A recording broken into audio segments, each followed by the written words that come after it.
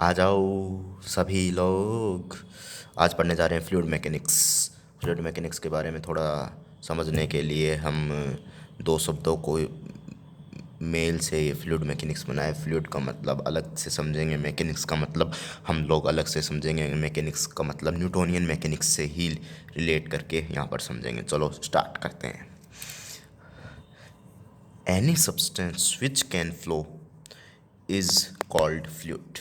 Any substance which can flow is called fluid. ऐसा substance जो एक पॉइंट ए से बी की तरफ फ्लो हो, कोई भी एक कांस्टेंट स्पीड से या फिर कांस्टेंट स्पीड से फ्लो हो, तो उसे फ्लूइड कहेंगे। तो फ्लूइड में दो शब्द हम देखने को यहाँ पर मिलते हैं, एक है सब्सटेंस, सब्सटेंस, एक है फ्लो। इन दोनों को हम डिटेल में समझते हैं। क्या होता है सब्सटेंस, क्या होता है फ्लो। सब्सटेंस का मूल मीन होता है finite mass can occupy space. एक ऐसा फाइनाइट मास जो स्पेस को ऑक्यूपाई करता है या स्पेस के कुछ पार्ट को अपने पास रखता है, उसका निश्चित वॉल्यूम होता है। अगर फ्लो को समझा जाए तो एक स्पेस में हम बहुत सारे मॉलिक्यूल्स ले सकते हैं। इस विसल में से निकाल के उनको एक विसल में से निकाल कर एक स्पेस में अरेंज कर सकते हैं वॉल्यूम। अगर उसको सब डिस्प्लेसमेंट किया जाए तो निश्चित डिस्प्लेसमेंट किया जाएगा, एक्सेलेरेशन दिया जाए तो निश्चित एक्सेलेरेशन दिया जाएगा, वेलोसिटी दी जाए तो वेलोसिटी निश्चित ही दी जाएगी, मोमेंटम दिया जाए तो निश्चित मोमेंटम दिया जाएगा। तो हम कहेंगे कि एक मॉलिक्यूल, ये दूसरा मॉलिक्यूल, ये तीसरा, ये चौथा, ये सारे मॉलिक्यूल्स इक्विलिब्रियम में हैं। जैसे ही फ्लो की कहानी कहेंगे तो ये पॉइंट, ये मॉलिक्यूल स्थान चेंज कर कर अपनी पोजीशन, रिलेटिव पोजीशन चेंज कर कर, टाइम के रिस्पेक्ट में रिलेटिव पोजीशन चेंज कर कर दूसरी पॉइंट पे आ जाएगा। ये पॉइंट अपनी रिलेटिव चेंज कर कर तीसरे पे आ जाएगा, ये तीसरा चौथे पे आ जाएगा, ऐसे रिलेटिव चेंज आता रहेगा। इस तरह को एक पॉइंट से कोई भी लिक्विड दूसरे, एक पॉइंट से कोई भी लिक्विड दूसरे पॉइंट पर फ्लो होता रहेगा। अगर डेफिनेशन से देखें तो relative change of position of particle with respect to time is called flow. Matter की बात करें तो मैटर तीन प्रकार के होते हैं, सॉलिड होता है, लिक्विड होता है, गैस होता है। सॉलिड होता है जो फ्लो की प्रॉपर्टी को सेटिस्फाइड नहीं करता है। सॉलिड होता है जो उसकी प्रॉपर्टी को, फ्लो की प्रॉपर्टी को सेटिस्फाइड नहीं कर पाता है, इसलिए वो एक लिक्विड की श्रेणी में नहीं ले सकते, लिक्विड की श्रेणी में नहीं ले सकते, अर्थात फ्लूइड की श्रेणी में नहीं ले सकते।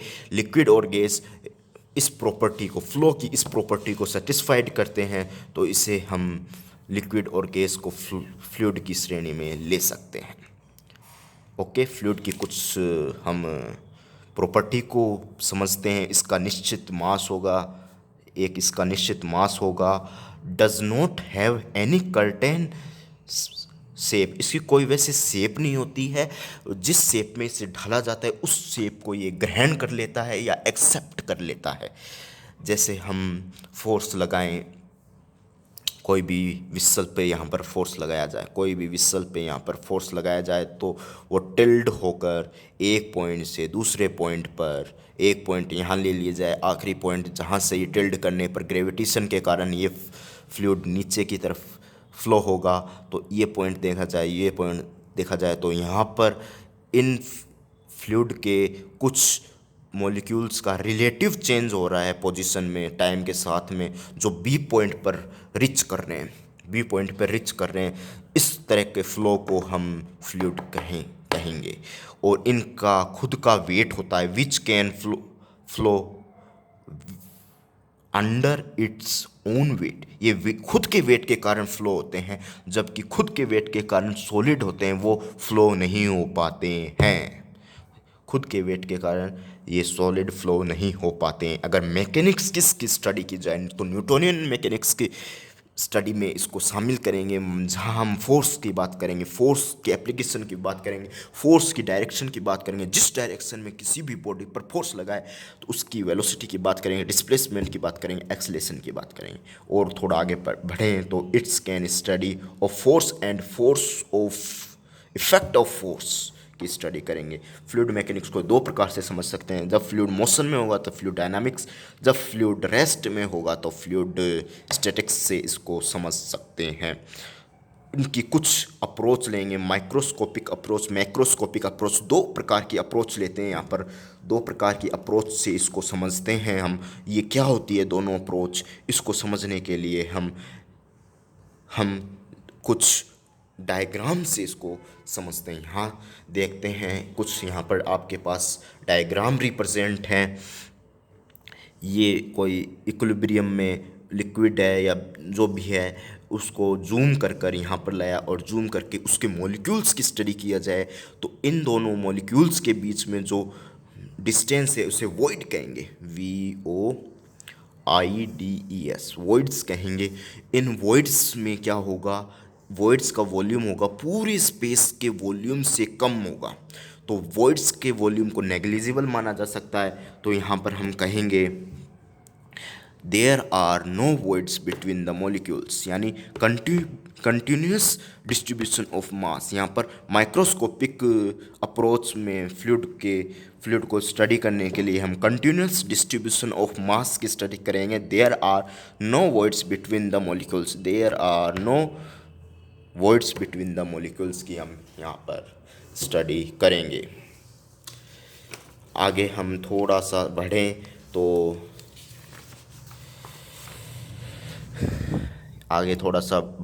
तो जैसे ही वॉइड्स को नेगलेक्ट करते हैं, पूरे मॉलिक्यूल्स को एक कंटिन्यूस सिस्टम मानते हैं। पूरे मॉलिक्यूल्स को हम एक कंटिन्यूस सिस्टम मानते हैं, कंटिन्यूस सिस्टम मानते हैं। पूरे वॉइड्स को हम कंटिन्यूस सिस्टम मानते हैं। तो इस कंटिन्यूस सिस्टम के फ्लूइड को समझने के लिए हम न्यूटन नंबर Ku का सहारा लेते हैं। न्यूटन नंबर Ku का मूल मीन होता है mean free path upon characteristic length, lambda upon L, mean free path upon characteristic length, lambda upon L लेते हैं। लैम्डा का सही मतलब समझे, यानी मीन फ्री पाथ को स्टडी करें तो कोई भी मॉलिक्यूल ए है, बी से टकराता है, सक्सेसिव कोलिजन होता है, यहाँ पर सक्सेसिव कोलिजन होता है, टकराता है, तो ये अपनी कुछ डिस्टेंस ए है, टकरा के कुछ डिस्टेंस ट्रैवल कर लेता, तो ये ट्रैवल पॉइंट हो गया, ये मीन पॉइंट हो गया जहाँ से ये स्टार्ट करता है टकराना। तो ये मीन पॉइंट और ट्रैवल पॉइंट के बीच की डिस्टेंस को हम मीन फ्री पाथ कहते हैं। न्यूटन नंबर के कुछ रिजल्ट्स की हम स्टडी करें तो न्यूटन नंबर का मान 0.01 से कम होगा तो कंटिन्यूस डिस्ट्रीब्यूशन ऑफ मास या कंटिन्यूयम से रिप्रेजेंट करेंगे। अगर न्यूटन नंबर का मान 0.01 और 10 के बीच होगा तो स्लिप फ्लो होगा। और दूसरे प्रकार से समझें तो ये हो गया सरफेस, कोई भी विसल का सरफेस जहाँ यहाँ से फ्लूइड का फ्लो हो रहा है तो यहाँ पर वेलोसिटी जीरो ली जाए, यानी इक्विलिब्रियम में लिए जाए तो यहाँ पर वेलोसिटी जीरो होगी। तो इसको हम न्यूटन नंबर क्या होगा, ज़्यादा होगा, 0.01 से ज़्यादा होगा। अगर वेलोसिटी को जीरो नहीं लिया जाए तो न्यूटन नंबर का मान इन दोनों के बीच में होगा और ये स्लिप फ्लो होगा। यहाँ पर नो स्लिप फ्लो होगा, यहाँ पर स्लिप फ्लो। अगर इससे कम ले लिया जाए तो नो स्लिप फ्लो और इसके बीच में ले लिया जाए तो स्लिप फ्लो। इससे कम होगा तो ये होगा कंटिन्यूस डिस्ट्रीब्यूशन ऑफ मास और कंटिन्यूयम। अगर इन दोनों के बीच होगा स्लिप फ्लो, इस फ्लो को कह सकते हैं नो स्लिप फ्लो। अगर Ku का मान 10 से भी ज़्यादा हो जाए तो फ्री मॉलिक्यूल फ्लो भी कहेंगे। कुछ हम प्रेशर के बारे में भी स्टडी कर लेते हैं, क्योंकि यहाँ पर प्रेशर के बारे में स्टडी करेंगे तभी हम आगे थोड़ा बढ़ पाएंगे। क्या होता है प्रेशर? प्रेशर का मूल मीन होता है फोर्स अपॉन एरिया। फोर्स भी कौन सा? परपेंडिकुलर फोर्स, यहाँ पर फोर्स भी कौन सा लेते हैं, परपेंडिकुलर फोर्स लेते हैं, ये स्केलर क्वांटिटी है। आइसोट्रोपिक सिस्टम पे यहाँ अप्लाई करते हैं, आइसोट्रोपिक सिस्टम पे यहाँ पर प्रेशर अप्लाई करते हैं। प्रेशर की कुछ क्वांटिटी, कुछ यूनिट लेते हैं, न्यूटन अपॉन मीटर स्क्वायर लेते हैं, Newton upon metre square, Newton upon metre square लेते हैं। और कुछ क्वांटिटी प्रेशर की लेते हैं, एक एटमॉस्फेयर 1.013 इंटू 10 की पावर 5, 1 बार बराबर 1 एटमॉस्फेयर, ए बार बराबर 10 की power 5 newton upon metre square, A atmosphere बराबर 760 मीम of H G column. H G column कैसे वेरी करेगा हम आगे इसकी स्टडी कर पाएंगे, अभी तो इसको समझ लेते हैं बस। और 760 टोर के बराबर कहेंगे, और सेंटीमीटर के पदों में लिखें तो 1 एटमॉस्फेयर बराबर 76 centimetre of H ji litre. और सेंटीमीटर को स्टडी करें तो 10 की पावर 3 10 की पावर -3 मीटर क्यूब 1 लीटर होता है। 1 लीटर 10 की पावर 3 सेंटीमीटर क्यूब, 1 लीटर बराबर 1 डी एम की पावर 3। यहाँ पर कुछ यूनिट की स्टडी कर लेते हैं। आगे हम समझते हैं कुछ extra terms. Variation of pressure, variation of pressure, vertical earth of depth. जैसे हम डेप्थ में जाएंगे तो प्रेशर बहुत वृद्धि होगी, प्रेशर में वृद्धि होगी। उसको समझने के लिए हम एक डेरिवेशन कर लेते हैं छोटा सा। एक हम यहाँ पर डेरिवेशन करने से पहले एक यहाँ पर हम एक पात्र लेते हैं या फिर एक बीकर लेते हैं, जिसमें एक इक्विलिब्रियम में कोई भी वाटर या फिर कोई भी लिक्विड यहाँ पर पड़ा है, लिक्विड पड़ा है। तो यहाँ पर प्रेशर हम पी नोट ले रहे हैं। यहाँ पर प्रेशर कितना होगा वो हमें बताना है, वो हमें बताना है। इसकी तली पर प्रेशर पी लिया है, तो यहाँ पर बताने के लिए हम एक बीकर सरफेस अज्यूम कर लेते हैं, और इस बीकर सरफेस को जूम करके बाहर निकालें तो इसमें पूरा वाटर भरा होगा, पूरा क्या भरा होगा, वाटर भरा होगा। ये जी ये ले लीजिए, वाटर भर लिया है हमने। यहाँ पर पी प्रेशर माना है, यहाँ पी नोट माना है, ठीक है। यहाँ पर पी नोट माना है, ठीक है। और पी नोट ऊपर, प्रेशर पी नीचे। ये पॉइंट ये रहा जो मैंने ये जूम करके यहाँ पर लिया आया हूँ। तो ये प्रेशर पी है, तो इस बॉक्स पर जो भी लिया है तो फोर्स कितना लगेगा, पी नोट अपॉन ए। और नीचे पी प्रेशर है तो इस पे ऊपर की तरफ फोर्स कितना लगेगा, पी ए। और इस पूरे वाटर के कारण नीचे ग्रेविटेशनल फोर्स लगेगा एम जी। सबको हम कर लेते हैं इक्विलिब्रियम में ले लेते हैं। ऊपर लगा पी नोट ए प्लस एम जी, नीचे की तरफ लगा पी नोट ए, नीचे की तरफ लगा पी नोट ए और एम जी, और पी ए बराबर पी ए लगा। एम को थोड़ा सा अलग से रिप्रेजेंट किया है यहाँ पर मैंने, एम को यहाँ पर रिप्रेजेंट किया है मैंने रो वी। रो यानी घनत्व, डेंसिटी ले सकते हैं इस वाटर की, जो भी हम लिक्विड ले रहे हैं डेंसिटी ले सकते हैं। वी इसका वॉल्यूम ले सकते हैं, पी रो इंटू वॉल्यूम को ए इंटू एच लिख सकते हैं, एच इंटू एच, ए इंटू एच लिख सकते हैं। तो रो ए एच यहाँ पर पुट कर सकते हैं, रो ए एच जी, रो ए पूरे में से एक कट जाएगा तो एक ये डेरिवेशन आ जाएगा जिसका फॉर्मूला क्रिएट हो जाएगा। और P nought plus rho G H बराबर पी। रो जी एच होता है pressure due to liquid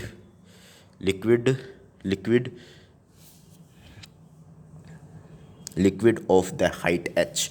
height H के कारण जो लिक्विड पर प्रेशर क्रिएट होगा वो पी नोट, ऊपर की तरफ जो प्रेशर क्रिएट हो रहा है पी, और पी ये जो पी प्रेशर है वो pressure due to a point के कारण जो प्रेशर क्रिएट हो रहा है वो लिया जाएगा। अगर ग्राफ की सहायता से समझें तो अपने पास डेरिवेशन बना है पी नोट रो जी एच। दोबारा लिख देता हूँ मैं, पी नोट रो जी एच, ये बना है मेरे पास, पी नोट रो जी एच बना है। अगर इसे ग्राफ की सहायता से लिखें तो पी को हम ले लेते हैं वाई के अक्रॉस ले लेते हैं, एच को एक्स के अक्रॉस ले लेते हैं।